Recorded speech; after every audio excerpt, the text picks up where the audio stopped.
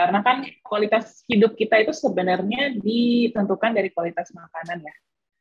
Jadi kalau mau punya kualitas hidup yang baik, ya makanannya juga harus enak dan sehat. Listen to Kimi FM for your healthy lifestyle with Ades and the guests. Halo, senang sekali gua Ades bisa kembali lagi hadir untuk menjadi support system agar kita bisa bersama-sama mempunyai gaya hidup yang lebih sehat. Menjalani gaya hidup sehat bukan hanya sekedar mencegah penyakit, tetapi juga menjaga kesehatan fisik dan mental. Terlebih lagi, selain memberikan manfaat untuk diri sendiri, gaya hidup sehat yang kita terapkan bisa menularkan ke orang-orang di sekitar kita. Oleh karena itu, penting untuk segera memulai gaya hidup sehat agar kualitas hidup kita lebih meningkat. So, welcome to our program Listen to Kimi FM for your healthy lifestyle with Ades and the guests. Oke, di episode 7 kali ini saya sudah bersama seorang yang mempunyai gaya hidup sehat pastinya dan seorang pebisnis atau pengusaha catering sehat, yaitu Mbak Novilia. Hai Mbak. Halo. Gimana kabarnya? Aku baik. Alhamdulillah di sini. Terlihat lebih ini ya, kelihatan. Kalau orang-orang sehat tuh kelihatan banget dari auranya, semangatnya, ya kan, moodnya selalu baik gitu kan, bisa terkontrol. Habis olahraga, kebetulan habis olahraga. Biasanya kalau habis olahraga kan moodnya langsung cerah kan, ya kan? Ini hormon-hormon endorfin kan. Betul sekali. Selalu happy terlihatnya gitu kan. Betul.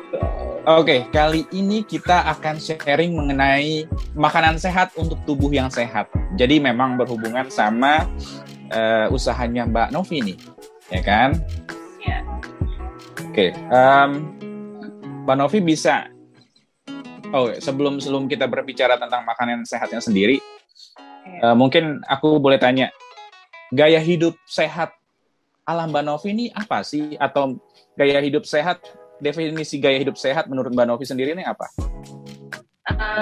Hidup yang balance ya, dari pekerjaan, family juga, jatah kita untuk me time. Kebetulan me time aku adalah olahraga, dan juga asupan makanan. Karena kan kualitas hidup kita itu sebenarnya ditentukan dari kualitas makanan ya. Jadi kalau mau punya kualitas hidup yang baik, ya makanannya juga harus enak dan sehat. Enak dan sehat, itu yang perlu di-highlight ya Mbak? Iya, betul. Itu perlu banget di-highlight. Oke. Melihat dari aktivitasnya Mbak Novi yang juga pengusaha catering makanan sehat, ini sejak kapan sih Mbak punya bisnis catering makanan sehat? Sebenarnya bisnis catering ini lumayan baru ya.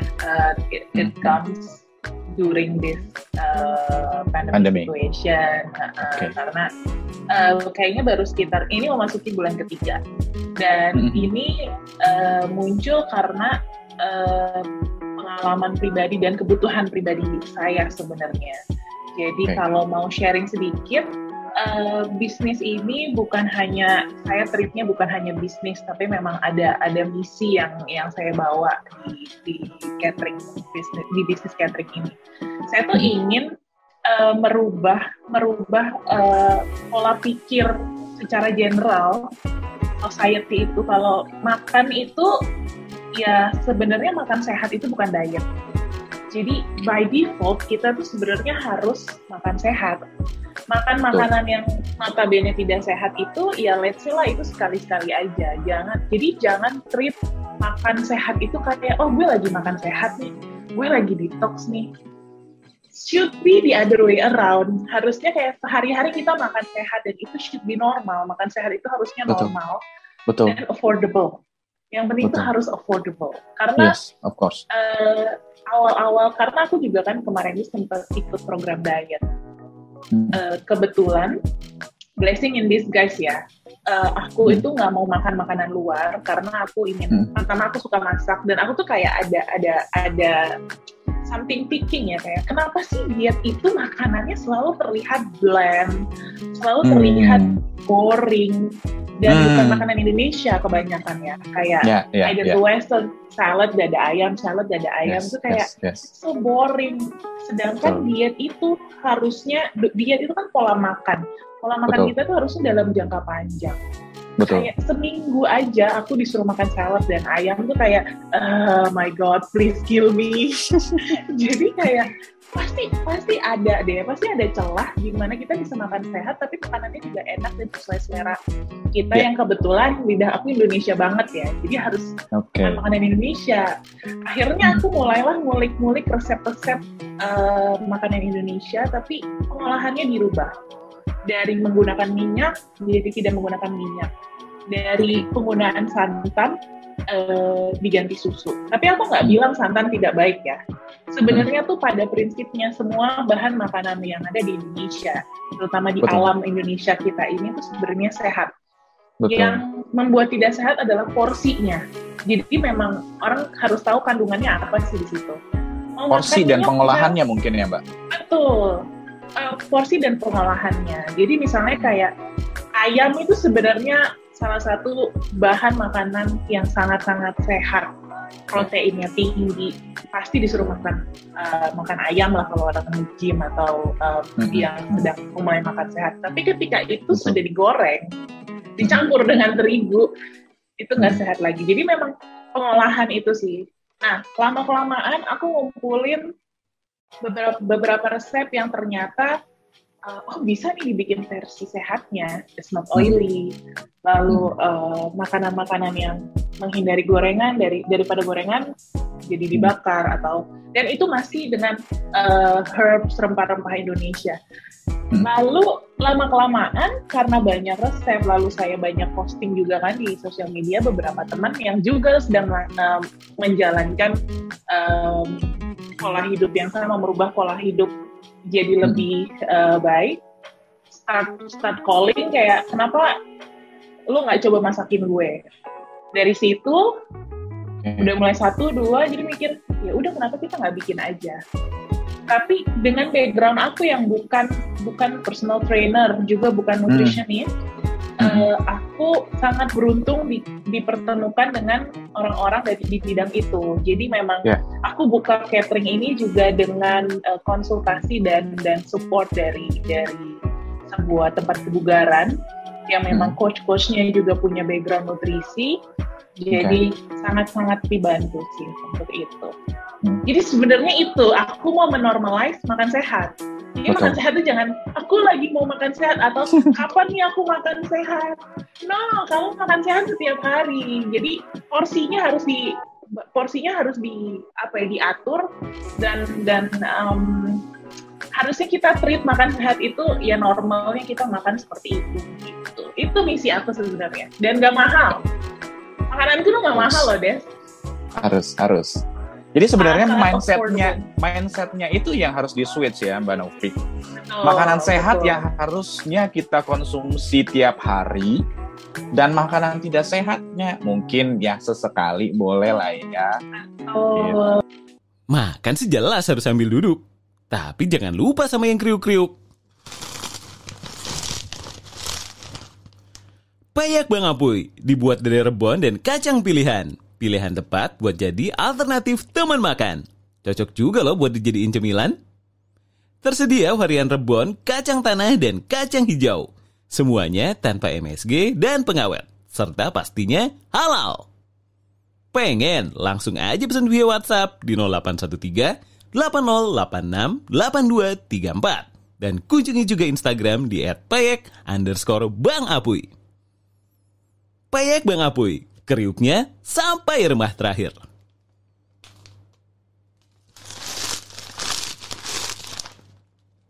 Listen to Kimi FM for your healthy lifestyle with Ades and the guests. Sebenarnya menu apa aja nih dalam keseharian yang harus asupan ke dalam tubuh, dari mulai sarapan di pagi hari, makan siang, sampai makan malam. Idealnya tuh seperti apa sih menunya gitu? Idealnya tuh aku sih nggak akan bilang secara angka ya, karena kan aku bukan nutritionist. Okay. Tapi idealnya adalah makanan kita tuh harus berwarna-warni dan usahakan banyak yang hijau. Itu sebenarnya kuncinya. Jadi kalau misalnya kalau aku pribadi pagi itu tuh aku paling suka makan either telur rebus atau peanut butter. Bersama roti lah ya, roti gandum yang tinggi serat. Kenapa pagi-pagi itu pada bilang lo harus sarapan, karena itu when you start the day itu tuh makanan itu kan emang beneran bensin ya buat badan kita. Benar. Either lo kerja, either lo olahraga. Pagi itu penting banget. Jadi pagi itu kalau bisa makanannya yang high protein. High protein, carbs boleh juga di situ. Cuma aku sih kebanyakan kan kalau yang kayak American breakfast itu pasti nambahin fatnya lumayan banyak ya. Kalau buat yang udah yang memang aktivitasnya amat sangat tinggi, yang nggak cuma duduk di kantor, itu sih mau makan fat juga ya terserah lah ya. Cuma yang mobilitasnya tidak terlalu dari medium ke rendah, sebaiknya sih banyakinnya protein. Pagi tuh yang telur-teluran gitu. Kalau yang mungkin makan yang non halal, kadang-kadang ada yang suka makan bacon. Menurut aku dihindari ya, karena fatnya lumayan tinggi. Lalu kalau untuk siang itu makan karbonya adalah karbo yang tinggi serat. Dan again tergantung dengan kebutuhan badan setiap orang. Kalau aku pribadi, aku tuh membatasi nasi itu 80 sampai 100 gram. Kalau lagi lapar banget 100 gram nggak apa-apa deh. Karena kalau ukuran takaran dalam sendok, berapa sendok makan tuh Mbak kira-kira? Sendok makan tuh aku agak kurang bisa dijadiin ukuran karena tergantung sendok makan siapa. Kalau aku sih memang lebih akurat di gram ya. Mungkin kalau sendok 4 sendok ya. 4 sendok, 5 sendok yang muncung gitu loh. Yang muncung nggak yang gitu. Jadi kedikitan nanti ya. Iya, nanti kedikitan. Tapi memang kalau untuk khususnya orang-orang yang sedang dalam program diet, gym, itu biasanya lebih akurat ditimbang. Jadi ketika mau mengukur kalorinya pun kan lebih akurat ya. Gitu. Dan nasi itu aku nggak bilang nasi putih itu jelek. Nasi putih itu amat sangat enak dan bagus. Nasi itu bagus. Jadi jangan memusuhi nasi. You need nasi, man. Nasi di kambing hitamkan. Betul. Yang perlu dijaga adalah porsinya. Jadi kalau gampangnya itu ya, kalau yang nggak punya atau males nimbang-nimbang, piring itu kan bundar. Kita bikin pie chart gitu. Setengahnya itu usahakan sayur, seperempatnya itu lauk, seperempatnya lagi nasi. Itu aja yang gampang. Paling mudah. Nah, kenapa setengahnya itu harus sayur? Sayur itu juga memiliki karbohidrat. Jadi, pada yang bilang, aku lagi carbs-nya sedikit nih. Anda makan banyak sayur itu carbs-nya juga ada di sini.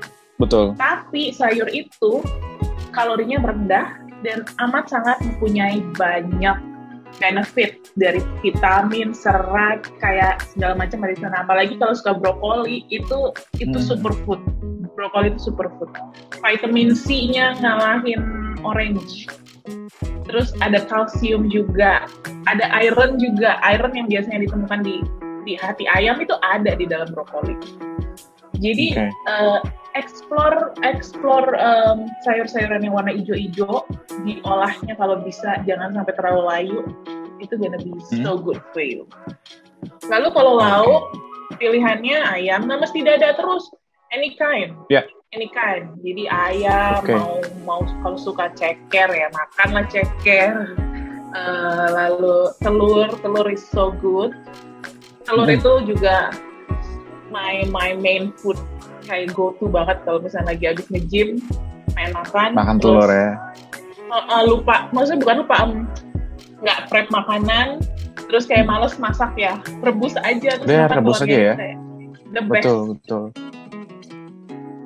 Buat aku perempuan setelah melahirkan itu aku amat sangat mempunyai ketakutan bahwa aku akan mewarisi ketidaksehatan aku ke anak. As in pola makan aku, kalau misalkan pola makan aku tidak baik, pola makan keluarga aku pun tidak akan baik. Dan Betul. nanti akan nurun tuh. Itu bakal jadi lingkaran setan. Ya nanti Iya, anakku iya, juga makannya juga ngelihat, oh ya mama biasanya makan ini, makan Indomie 2 bungkus pakai telur, pakai rawit, enak banget gitu kan. Aduh, Jadi- asli lapar. Jadi dan pola makan aku pun yang sebelum aku sadar dengan pola makan sehat ini pun karena tahu dari orang tua. Orang tuaku yang amat sangat minim edukasi tentang nutrisi mewariskan itu ke aku, jadinya aku obesitas. Dan itu harus stop somewhere. Kalau kata Adera itu tuh stop somewhere, harus dari kita yang stop. Jadi obesitas itu bukan genetik. Itu tuh benar-benar lifestyle. Jadi memang harus dari keluarganya yang memutuskan.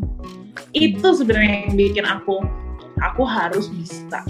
Karena aku mikirannya bukan diri aku lagi, aku mikirannya udah gimana caranya anak aku bisa hidup healthy. Apalagi sekarang ya kayak crazy world. Udah jadi apa ya? Kebutuhan utama nggak sih, Mbak? Betul, kebutuhan utama banget untuk dan memang blessing in disguise-nya di situasi sekarang adalah orang jadi lebih melek bahwa hidup sehat itu penting, olahraga itu penting. Ditambah lagi influencer sekarang di sosial media juga sudah mulai mengkampanyekan hidup sehat, Betul. seimbang antara olahraga dan pola makan. Jadi ya ada namanya orang Indonesia ada untungnya. Betul. Jadi aku sebenarnya ya happy banget lah ya. Sekarang sudah banyak orang punya atau mencoba untuk mempunyai pola hidup sehat. Jadi kita juga mencari referensi atau cari ilmu tentang gaya hidup sehat tuh lebih gampang, ya kan? Iya, betul. Nggak harus ke dokter gizi gitu kan. Mungkin bisa tanya ya semacam sharing kayak gini. Ini jadi satu masukan juga buat aku gitu kan. Nah, dari perjalanan gaya hidup sehat Mbak Novi ini yang ternyata memulainya dari makanan sehat, apa sih manfaat yang Mbak Novi rasakan nih dulu mungkin makanan nggak sehat, sempat obesitas dan akhirnya sekarang memilih gaya hidup sehat dengan makanan sehat, apa aja Mbak? Yang pasti aku ngerasa lebih segar. Aku merasa lebih segar, mood aku lebih terkontrol karena kan aku tuh menghandle beberapa bisnis sebenarnya, lebih dari satu, dan itu sangat high stress.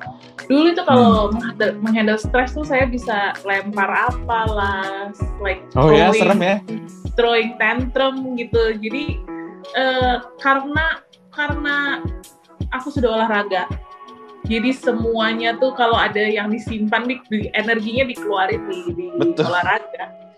Jadi kayak kalau menghadapi masalah itu aku lebih tenang sekarang, tidak lagi yang meledak-ledak.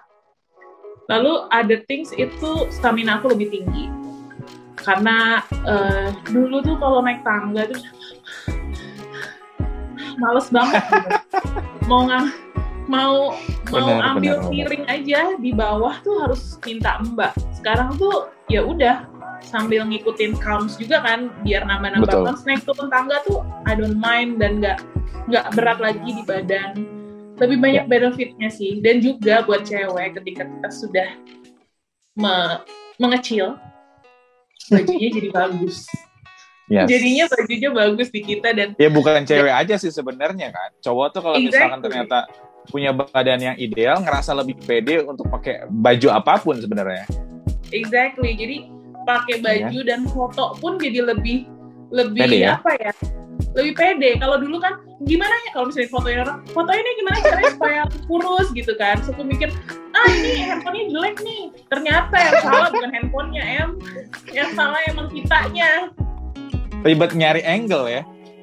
Nyari angle. Kalau aku kan kiri jenik gitu ya. Makanya kalau misalnya aku kayak gini aku kiri. Oke. Ya. Luar biasa. Itu banyak benefitnya sih. I feel better, I feel younger. Pastinya. Nah, terus ada nggak sih Mbak? Ini setelah Mbak Novi menjalani gaya hidup sehat, makanan sehat, tips-tips yang bisa Mbak Novi share ke listeners Gimana nih untuk mengikuti caranya Mbak Novi, mengikuti gaya hidup caranya Mbak Novi, gaya hidup sehat? Pertama, hindari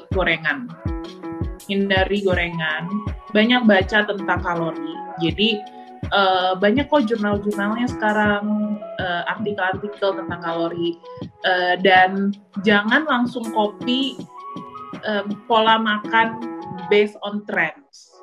Harus tahu dulu kebutuhan kamu apa. Apakah kamu ingin menurunkan berat badan, berarti kalori defisit. Kalau ingin menaikkan berat badan, berarti kalori surplus. Kalau mau maintain, berarti nutrisinya harus dijaga.